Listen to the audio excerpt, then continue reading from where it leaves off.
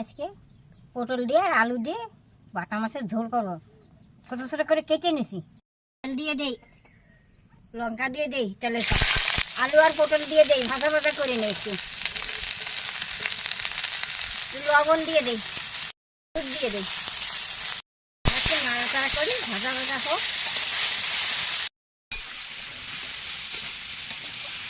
যা হয়ে গেছে জল দিয়ে দেই, ঢাকা দিয়ে দেই, ঢাকাটা খুলে দেই। তরকারি হয়ে গেছে, নামিয়ে নিস, সোমবার দেবো। তেল দিয়ে দেই, জিরে সোমবারে দেই, মাছগুলো একটু ভাজিয়ে নিই। তরকারি হয়ে গেছে, নামিয়ে নেই।